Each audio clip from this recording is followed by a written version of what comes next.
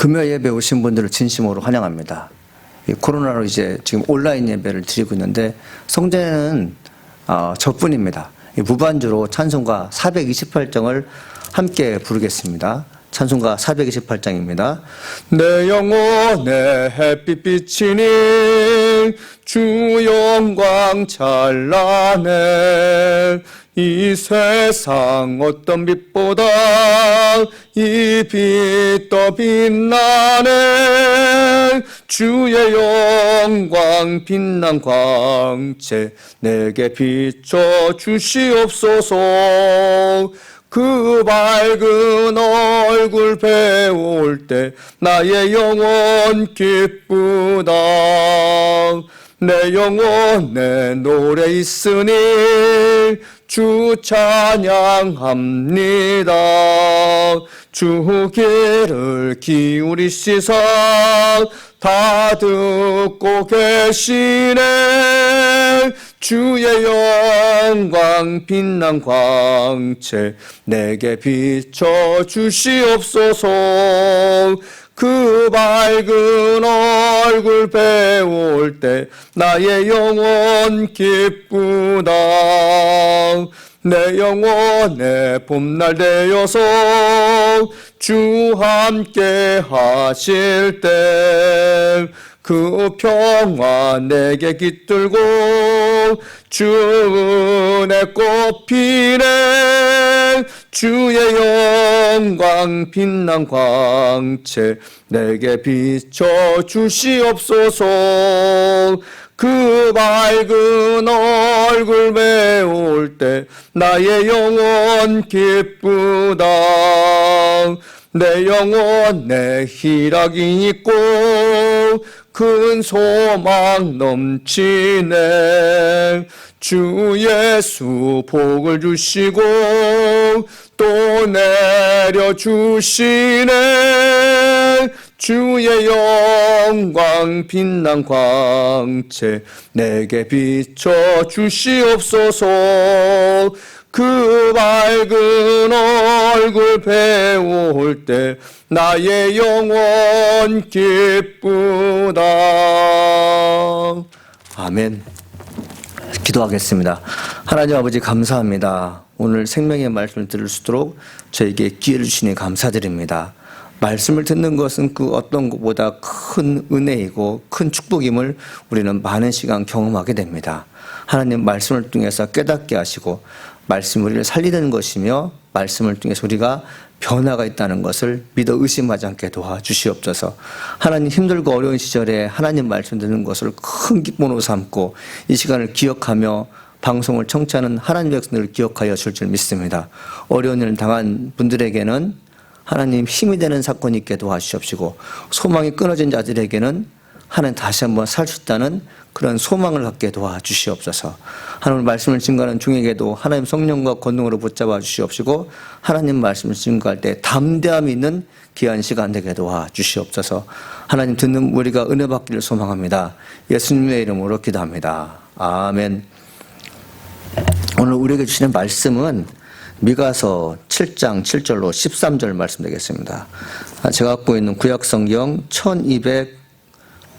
1297쪽 되겠습니다. 제가 봉독해 드리겠습니다. 오직 나는 여호와를 우러러보며 나를 구원하신 하나님을 바라보나니 나의 하나님이 나에게 귀를 기울이시로다. 나의 대적이여 나로 말미암아 기뻐하지 말지어다. 나는 엎드려질지라도 일어날 것이요 어두운 데 앉을지라도 여호와께서 나의 빛이 되실 것이미로다. 내가 여호와께 범죄하였으니 그의 진노를 당하려니와 마침내 주께서 나를 위하여 논쟁하시고 심판하시며 주께서 나를 인도하사 광명에 이르게 하시리니 내가 그의 공의를 보리로다. 나의 대적이 이것을 보고 부끄러워하리니 그는 전에 내게 말하기를 내 하나님 여호와가 어디 있느냐 하던 자라. 그가 거리에 진흙같이 밟히리니 그것을 내가 보리라. 내 성벽을 건축하는 날 곧 그 날에는 지경이 넓어질 것이라. 그 날에는 아수르에서 애굽 성벽들에까지 애굽에서 강까지 이 바다에서 저 바다까지 이 산에서 저 산까지의 사람들이 내게로 돌아올 것이나 그 땅은 그 주민의 행위의 열매로 말미암아 황폐하리로다. 아멘. 할렐루야. 하나님의 영이 함께하는 귀한 시간 되길 간절히 소망합니다. 우리가 말씀을 들을 때, 우리가 기도할 때 나를 구원하신 하나님을 만나기를 소망합니다. 하나님은 하나님을 찾는 자들을 기억하십니다. 그리고 하나님께서 보시기에 때가 됐다면 하나님께서 기도에 응답해 주실 줄 믿습니다. 오늘 말씀을 보게 되면 하나님께서 어려움에 처한 백성들에게 구원해 주겠다는 말씀하세요. 자, 이 말씀이 성경에 국한된 말씀이 아니라 우리들에게도 지금 말씀하시는 거죠. 과거의 사건이 하나님께서 개입했던 사건으로만 국한된 것이 아니라 지금도 나를 위해 일하신다는 것을 믿는 자들에게는 성경에 있던 일들을 그대로 경험하실 줄 믿습니다. 7절에 이렇게 써 있어요. 오직 나는 여호와를 우러러보며 나를 구원하시는 하나님을 보나니 나의 하나님이 나에게 귀를 기울이시는도다. 이렇게 되어 있습니다. 많은 사람들이 그런 말씀을 해요. 왜 나는 기도응답을 받지 못할까? 이 고민을 많이 하게 되죠. 묻습니다. 왜 나는 하나님의 응답을 받지 못할까에 대한 고민을 하는데 왜 그럴까요? 성경은 그렇게 얘기했어요. 내가 여호와를 우러러보고 나를 구원하신 하나님을 바라보나니 돼 있어요. 그러니까 하나님을 우러러보고 바라보는 자에게 하나님은 그를 지켜보신다는 거죠. 그를 바라보신다는 거죠. 그래서 우리가 이제 하나님의 사람으로서 의심하지 않고 주님을 우러러보고 그리고 주님께서 내 길을 듣고 계시며 언젠가 응답해 준다는 것을 믿음으로 고백하며 확신하는 사람들은 하나님을 기대합니다. 하나님께서 나를 위해 일하실 것을 기대합니다. 야고보서도 우리가 이렇게 어려운 문제를 당할 때 왜 나는 기도응답 받지 못할까에 대한 고민하고 있을 때 말씀을 주시는데 어떤 말씀입니까? 그러므로 형제들아 주께서 강림하시기까지 길이 참으라. 보라 농부가 땅에서 나는 귀한 열매를 바라고 길이 참아 이른 비와 늦은 비를 기다리나니 너희도 길이 참고 마음을 굳건하게 하라. 주의 강림이 가까우니라. 형제들아 서로 원망하지 말라. 그리하여 심판을 면하리라. 보라 심판주가 문 밖에서 계시니라. 형제들아 주의 이름으로 말한 선지자들을 고난과 오래 참음의 본으로 삼으라. 보라 인내하는 자를 우리가 복되다 하나니 너희가 욥의 인내를 드렸고 주께서 주의 결말을 보았거니와 주는 가장 자비하시고 긍휼히 여기시는 이시니라. 야고보서 5장 7절로 11절 말씀입니다. 야고보사들은 하나님의 아들 예수 그리스도가 다시 오시는 즉 강림하는 사건을 어떤 마음으로 기다려야 되냐면 농부처럼 기다리라고 이렇게 얘기하고 있습니다. 농부가 추수에 절대적으로 필요한 늦은 비와 이른 비를 믿음을 갖고 기다리는 것처럼 하나님의 백성들 역시 고난과 환난이 찾아왔을 때 이 고난을 이기게 하시는 하나님의 도움의 손길이 올 것을 믿어 의심하지 말라고 주께서 말씀하고 있습니다. 말씀을 보게 되면 이런 얘기가 나와요. 참으라, 바라라, 굳건하게 하라, 원망하지 말라, 오래 참으며 본받으라, 인내하는 자가 복되더라는 말씀이 이제 야고보 사도가 강조하고 있습니다. 여러분 누가 인내할 수 있을까요? 누가 참을 수 있을까요? 이 참는 거, 인내하는 거, 그리고 하나님의 그 계획을 우리가 기다리는 사람들은 믿음이 있습니다. 그러니까 믿음 있는 사람은 인내할 수 있어요. 인내할 수 없다는 것은 하나님의 지식을 미흡하게 알고 있는 것이겠죠. 그러나 인내하면서 하나님께서 우리를 통해서 일하신다는 것을 확신한 자들은 말씀이 성육화된 사람으로서 주께서 반드시 나를 일하실 것을 믿어 의심하지 않는 자가 되겠습니다. 여러분 우리가 세상의 모든 말들이 오고 가고 그 말씀을 들어야 될지 못 알아들어야 될지 아니면 듣지 말아야 될지만 고민하게 됩니다. 믿는 자라면 하나님께서 나를 통해 일하실 것이며 내가 주님을 우러러보고 바라볼 때 주님은 나를 만나준다는 것을 결코 잊지 않기를 간절히 소망해 봅니다. 8절에 이렇게 써 있어요. 나의 대적이여 나로 말미암아 기뻐하지 말지어다. 나는 엎드려질지라도 일어날 것이요 어두운 데 앉을지라도 여호와께서 나의 빛이 되실 것이미로다. 이렇게 돼 있어요. 그리고 원수들은 내가 힘을 쓰지 못하는 것에 대해서 비웃습니다. 하나님을 의지하는 자를 향해 표현할 수 없는 악담을 퍼붓습니다. 내가 믿는 하나님이 어딨냐고 물어봐요. 하나님 믿고 사는데 내가 넘어졌어요. 엎드려졌어요. 이것이 무엇입니까? 하나님을 잘 섬긴다고 하는데 너가 어찌하여 하나님의 도움을 받지 못하고 실패하는 인생이 됐느냐. 너가 그토록 하나님께 헌신하는 충성된 종으로 모든 사람이 알고 있는데 네가 어찌 병들어 죽게 됐느냐. 그러니까 하나님께서 어려움에 처한 자들을 위해 일하셨다는 그 은혜를 상대방은 몰라요. 상대방들은 하나님을 모르는 사람들은, 하나님을 저주하고 욕하기를 좋아하는 사람들은 결과만 놓고 얘기합니다. 그러나 우리는 알고 있어요. 내가 병든 것은 잠깐이지만 내게 주어진 많은 가운데 하나님께서 나를 도와주셨고 하나님께 축복하셔서 내가 여기까지 왔다는 것에 대해서 많은 생각을 하게 됩니다. 혹 우리가 믿음이 연약해지고 그리고 삶이 너무 힘들어서 하나님께서 나를 돌보지 않는가에 대해서 의심할 수 있어요. 그러나 미가는 우리에게 말씀하고 있어요. 뭐라고 말씀하십니까? 나의 대적이 나를 말며 기뻐하지 말지어다. 나는 엎드려질지라도 일어날 것이요 어두운 데에 앉을지라도 여호와께서 나의 빛이 되실 것이라 말씀하셨어요. 여러분, 햇빛을 보지 못한다는 것은 뭘까요? 어두운 환경이 있다는 것이죠. 근데 하나님께서 그 어두운 환경에 놓인 자들을 향해서 말씀하신 것입니다. 나는 엎드려질지라도 일어날 것이요 어두운 데 앉을지라도 여호와께서 나의 빛이 되실 것이미로다. 여러분, 말씀을 듣는 순간 가슴 깊은 곳에 저장되었던 용암이 땅을 뚫고 솟아오르는 것만 같습니다. 원수는 나를 보고 비웃지만 나는 일어날 것이며 지금은 지향의 그늘 속에 앉아있지만 여호와께서 내게 등불 주실 것임을 믿어야 합니다. 시편 기자는 미가와 동일한 말씀을 통해 위기에 처한 자들에게 큰 격려가 되어주는 말씀을 하고 있어요. 여호와는 나의 빛이라 나의 구원이시니 내가 누구를 두려워하리요. 여호와는 내 생명의 능력이시니 내가 누구를 무서워하리요. 악인들이 내 살을 먹으려고 내게로 왔으나 나의 대적들 나의 원수들인 그들은 실족하여 넘어졌도다. 시편 27편 1절로 해서 2절 말씀입니다. 사랑하는 여러분, 힘들 때 내가 이제 무너졌다 생각하지 마시고 하나님께서 나를 도와주러 오신다고 믿기를 간절히 소망합니다.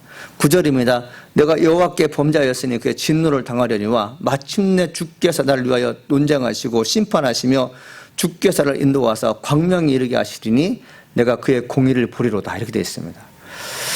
하나님께서 미가 선지를 통해서 말씀해 주는 것이 무엇입니까? 이스라엘 백성들이 하나님께 범죄한 결과 그들은 심판을 당하게 될 것이다. 그렇지만 뭐라고 또 말씀하신 거예요? 심판 당할 백성인데도 불구하고 하나님께서 그들을 변호해 주실 것이다. 죄를 지은 자를 어떻게 변호해 줘요? 양심이 없는 거죠. 근데 우리가 여러분들 그 변호사를 통해서 제가 경감되기도 하고 무죄한 나를 옹호해 줌으로 말미암아 정말 정당한 판결을 받게 하잖아요. 근데 하나님께서 나를 변호해 준다는 것은 뭐냐면 세상의 변호사들과 다릅니다. 내가 엄연한 죄인임에도 불구하고 하나님께서 나를 변호해 주신다는 거죠. 그때가 언제일까요? 예수님께서 오실 때 가능한 것이죠. 자, 하나님의 백성들로서 하나님께 죄를 지은 결과 멸망받을 수 없고 심판받을 수밖에 없고 정말 이 땅에서 안 된 일이 많은 인생으로 살아가게 되지만 하나님께서 그 어려움에 처한 자들을 향해서 말씀하시는 거죠. 우리 아들이 예수가 너희를 도와줄 것이다. 죄에서 너희를 구원해 줄 것이다. 이렇게 말씀하시는 거죠. 그래서 여러분들 우리가 이제 하나님의 사람으로서 살아간다는 데 있어서 가장 행복한 것이 뭐냐면 내가 정말 엄청난 죄를 졌을지라도 예수님은 나를 변호해 주신다는 것을 믿어 의심하지 말아야 됩니다. 왜 하나님은 죄인된 우리를 변호해 주실까요? 주님은 우리들과 평화의 관계를 다시 시작하기를 원하고 있기 때문에 그렇습니다. 성령님은 지속적으로 우리 마음에 찾아오셔서 여호와를 잊어버리지 말 것을 당부하고 계십니다. 내 마음이 교만하여 내 하나님 여호와를 잊어버릴까 염려하노라. 여호와는 너를 애굽 땅 종되었던 집에서 이끌어내시어 너를 인도하여 그 광대하고 위험한 광야꽃 불뱀과 정갈이 있고 물이 없는 건조한 땅을 지나게 하셨으며 또 너를 위해 단단한 반석에서 물을 내셨으며 내 조상들도 알지 못하던 만나를 광야에서 내게 먹이셨나니 이는 다 너를 낮추시며 너를 시험하사 마침내 내게 복을 주려 하심이었느니라. 신명기 8장 14절로 16절 말씀이죠. 예, 하나님을 기억하기 위해서 내 힘으로 살 수 없는 것을 또렷하게 경험시키기 위해서 이스라엘 백성을 사막으로 인도한 걸 볼 수 있습니다. 사랑하는 여러분, 우리 마음 가운데 기억할 것이 있어요. 그것이 무엇입니까? 여호와를 기억하는 것입니다. 하나님 말씀을 기억하는 것입니다. 그 기억된 말씀이 언제 적용되는가 하면 정말 힘들고 어려웠을 때 주님께서 하실 일을 우리가 기억하는 것이죠. 언제 기억하십니까? 어려움에 처할 때 기억하는 것이죠. 그 기억을 통해서 우리가 살아나는 것입니다. 10절입니다. 나의 대적이 이것을 보고 부끄러워하리니 그는 전에 내게 말하기를 내 하나님 여호와가 어디 있느냐 하던 자라. 그가 거리에 진흙을 밟히리니 그것을 내가 보리로다 되어 있습니다. 이스라엘을 멸망의 땅으로 만드는 이방인들이 있어요. 그 이방인 세력들, 강대국들은 뭘 생각하냐면 우리가 힘이 세어서 하나님을 알던 백성들을 이겼다고 생각하죠. 근데 하나님께서 지금 말씀하시는 게 뭐냐면 그들이 지금 교만한 것이다. 자기가 지금 힘이 세서 이스라엘을 지배한 것이라 생각하는데 하나님의 속뜻은 무엇입니까? 하나님께 범죄한 백성들을 누구에게 맡긴 거예요? 이방 국가에게 맡긴 것입니다. 그 이방 국가가 하는 일이 무엇입니까? 채찍과 몽둥이의 역할을 한 것이죠. 하나님께 범죄했더니 이방 국가에 의해 어려움을 당하더라. 이것을 말씀하시기 위해서 지금 성경에 쓰여졌는데 그들은 알지 못해요. 하나님께서 나를 악역으로 지금 쓰이고 있는데 이 악역으로 쓰이고 있다는 것을 모르는 사람들은, 모르는 백성들은, 모르는 강대국들은 어떻게 됩니까? 결국에 그들이 진흙처럼 짓밟힌다고 말씀하고 있어요. 여러분, 우리가 힘이 있을 때 조심해야 됩니다. 우리가 권력 가졌을 때 조심해야 돼요. 내가 힘과 권력을 주신 이가 하나님이시라는 걸 믿어 의심하지 않고, 그리고 그것이 얼마나 큰 축복인지 아는 사람들은 내 힘을 과시하지 않습니다. 하나님께서 나를 쓰시는 것에 대해서 무한 감사하게 되죠. 이방 국가들은 그렇지 않았어요. 하나님께서 자기를 악역을 하는 데 쓰임받는다는 것을 알지 못하고 내 힘과 군사력이 강하기 때문에 이스라엘을 지배하게 되었다고 말하고 있는데 그들의 교만과 오만을 꺾어놓은 시기가 꼭 올 거라고 말씀하셨죠. 그러면서 어떤 일이 벌어집니까? 내 성벽을 건축하는 날 곧 그날에 지경이 넓어질 것이다. 이렇게 말씀하고 있습니다. 사랑하는 이 말씀이 참 의미가 있습니다. 내 성벽이 건축하는 날 곧 그날에 지경이 넓어질 것이다. 자, 다른 나라의 속국이 되어서 다른 나라의 지배를 받고 있는 상황에서 다시 이제 본국으로 들어오지 않습니까? 자유와 해방이 느껴져요. 자유를 만끽했던 사람들이 고국에 들어와서 처음으로 하는 것이 무엇이냐면 성벽을 건축하는 날입니다. 예, 성벽이 건축된다는 것은 진정한 자유가 주어졌다는 것이죠. 그리고 우리를 보호하시며 돌보시는 하나님의 은혜를 영원토록 경험하기 위한 소망으로 성벽을 건축하는 것이죠. 자, 성벽을 건축하고 난 다음에 어떤 일이 벌어지냐면 지경이 넓어질 것이래요. 조그만 땅이 아니라 그때는 여러 나라에 하나님 나라가 완성된다는 거죠. 자, 지경이 넓어진다는 것은 단순히 땅이 넓어지는 게 아니라 하나님 말씀이 온 세상에 퍼진다는 것입니다. 그럼 이것보다 기쁜 게 어디 있겠습니까? 지금은 전 세계에 있는 많은 나라들 중에 하나님 말씀이 들어가지 않는 나라가 거의 없을 정도로 많은 나라들이 하나님 말씀을 듣고 있습니다. 자, 이것은 미가서를 통해서 우리에게 주시는 말씀이죠. 예전에 하나님께서 미가서에게 말씀하신 내용이 지금 이루어지고 있는 것입니다. 성전이 건축되는 동시에 이방인들까지 복음이 증거되는 그런 일이 있게 된다는 것을 알고 있죠. 자, 이방인에까지 복음이 증거되는 그때는 어느 시대부터 시작될까요? 바로 메시아신 예수님께서 오신 후로부터 이런 일이 벌어지게 되죠. 예수님께서 제자를 양육하셔 그들로 말미암아 복음을 증거될 때 70인이 120명의 사도들이 복음을 증거할 때 온 세계에 복음이 증거된 것을 우리는 알고 있습니다.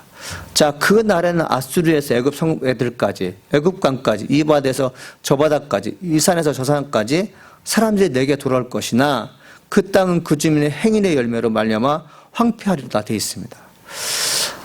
그 날에는 메시아가 도래하는 날, 진정한 자유가 도래하는 날에는 아수르에서 애굽에 있는 성읍에 있는 많은 사람들까지 돌아온다는 것이죠. 누가 돌아오는 것이에요? 하나님을 몰랐던 사람들이 하나님을 알게 된다는 것입니다. 이게 얼마나 감사한 일입니까? 당대 최고의 군사력을 자랑했던 아수르, 애굽 나라에까지 메시아가 진정한 구원자임을 고백하는 나라가 되는 것이죠. 그런 진실된 고백이 이제 오게 되는 것이죠. 그런데 여러분, 우리가 좀 알을 것이 있습니다. 13절에 그 땅은 그 주민의 행위의 열매로 말미암아 황폐하리로다. 하나님께서 예언하셨잖아요. 이방 국가들이 다 하나님을 경험하게 될 것이고 메시아를 만나서 그들의 구원의 길로 인도될 것이다. 그렇지만 모든 사람이 하나님을 아는 게 아닙니다. 모든 사람들이 예수 그리스도를 구주로 영접하지 않아요. 그들이 듣는 것은 무엇입니까? 하나님 말씀이 아니에요. 세상의 욕구를 충족해주는 그런 것들로 내 마음을 흡족하게 하는 것들로 찾습니다. 여러분, 우리가 먹는 음식이 건강을 좌우합니다. 우리가 먹는 영의 양식은 영원한 생명과 직결되잖아요. 땅을 소유하고 있는 이방인들 중에 악한 행위로 말미암아 지금 거처한 집과 농토가 황폐하게 됩니다. 하나님은 이방인조차 해결해 주시는 분이에요.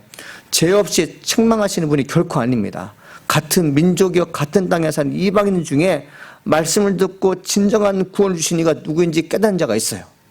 그들이 예루살렘 성전에 있는 곳을 향해 예배드린 일에 동참한다고 말씀하셨어요. 그러나 예배자의 행위에 동참하지 않고 자국의 땅에서 안위를 찾는 자들이 있어요. 진정한 자유와 영원한 안식을 주시는 분이 하나님이심을 믿는 이들이 해당합니다. 이들에게 내리는 징벌은 더 이상 땅이 주는 혜택을 받을 수 없도록 황폐하게 만드는 것입니다. 사랑하는 여러분, 하나님을 기대했던 사람들, 하나님 우러러봤던 사람들에게는 성전에서 다시 예배드릴 수 있게 되고, 그리고 영토가 넓혀지는 가운데 축복의 삶이 주어지지만, 하나님 말씀 여전히 듣지 않은 자들에게는 무엇입니까? 그 거처가, 우리가 살고 있는 그 보금자리가 황폐화되어서 먹을 것이 없는 곳이 된다는 거죠. 자, 말씀을 듣게 되면 되게 하나님은 참 냉정한 분이시다, 사랑이 없는 분이라고 여겼을 거예요. 왜 모든 사람을 똑같이 사랑하시지 왜 그렇게 차별을 주어서 어느 사람은 황폐한 곳에 살게 되어서 정말 굶주림에 허덕이게 만들고 어떤 사람들은 복이 되는 공간에서 살게 하는가라고 얘기할 것입니다. 그러나 여러분들, 결과를 놓게 하는 게 아니라 하나님께서 우리를 향해서 어떤 과정을 겪고 계셨는지, 그리고 얼마나 오랫동안 많은 시간 참으며 인내하며 기다렸던지 이걸 알게 됐죠. 우리 믿음의 사람들, 성숙한 크리스찬들이 자기 입장, 인간의 입장에서 나를 생각하지 마시고 하나님께서 나를 어떻게 생각하시고 하나님께서 나를 위해서 무슨 일을 행하셨는가에 대해서 먼저 생각하게 되면 내게 주어진 결과가 맞다는 것을 알게 될 것입니다. 우리가 하나님께 어떤 행위를 보였는지, 그리고 어떤 마음의 상태를 되는지 따라서 하나님 내게 열매로 다가오는 것입니다. 사랑하는 여러분, 지금 우리가 하나님께 예배하는 자로서 하나님께서 내게 주시는 말씀이 무엇인지, 내가 지금 힘들고 어렵지만 하나님 나를 통해서 무엇을 원하는지 귀담아 듣기를 간절히 소망합니다. 그 마음이 있게 되면 하나님께서 우리에게 늦은 미를 주실 뿐만 아니라 우리의 모든 상황 속에서 역전되는 좋은 일들이 많이 경험되는 시간을 맞이하게 될 것입니다. 기도하시겠습니다. 하나님 아버지, 감사합니다. 말씀을 듣고 이야기하시니 감사드립니다.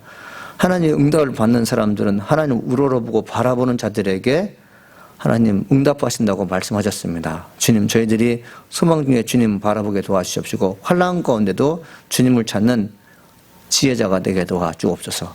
주님 말씀하신 것을 기억하는 저에게는 소망의 길이 있습니다. 주님 역사하시고 도와줘서 소망 가운데 우리가 살게 도와주시옵소서. 주님을 생각할 때 마음이 흡족하게 도와주시옵시고 나를 위해 일하실 것을 기대하게 도와주옵소서.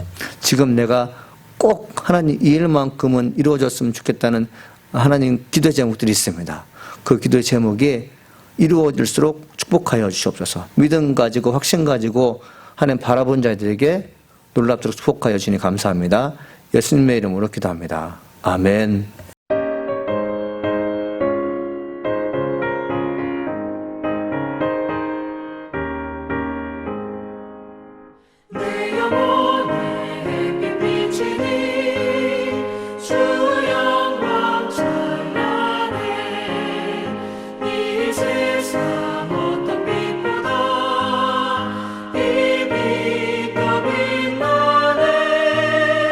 주의 영광 빛